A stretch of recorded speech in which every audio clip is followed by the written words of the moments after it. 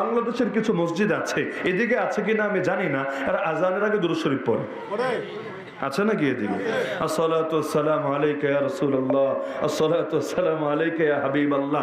আজকেও আসার পথে দেখেছি, এই যে রানীগঞ্জ ব্রিজ হয়ে জগন্নাথপুরের এই রোড দিয়ে প্রথম যে দিরাই মাহফিলে গিয়েছি, এই যাওয়ার পথে আমি আজানে মানে সুনামগঞ্জ এরিয়ার মধ্যেই শুনেছি যে আজানের আগে এভাবে দুরূদ শরীফ পড়ে।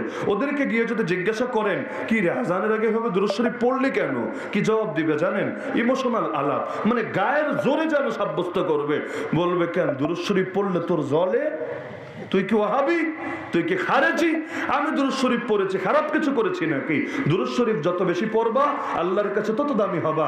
একবার দুরূদ পড়লে 10-10টা রহমত নাজিল হবে আল্লাহর পক্ষ থেকে। কথা তো সত্য, কথা নিয়ে কোনো দ্বিমত নাই। কিন্তু এখানে যে দুরূদটা তুমি নিয়ে লাগালা, এটাকে উত্তম নাকি অনুত্তম? যদি বলো উত্তম, বুঝছেন, যদি বলো উত্তম, এই উত্তমটা নবী বুঝলো না, আবু বকর, ওমর, ওসমান, আলী বুঝলো না, নবীর প্রায় 2 লাখ সাহাবীর কেউ বুঝলো না, তাবেঈরা কেউ বুঝলো না, 4 মাযহাবের কোন ইমামরা বুঝলো না, উম্মতে 1000 বছরে কেউ বুঝলা না, তুমি বুঝলা আর তোমার পীরে বুঝলা। তোমাদের মাথা খুলে জাদুঘরে সাজিয়ে রাখা দরকার। তাহলে এই হাদিসের অর্থ কি হবে?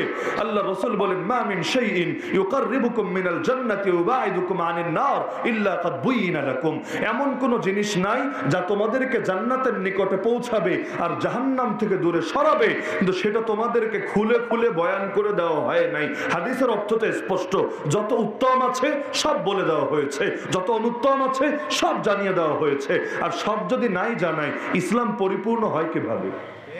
ইসলাম পরিপূর্ণ হওয়ার মানে তো এটা যে সব জানিয়ে দেওয়া হয়েছে।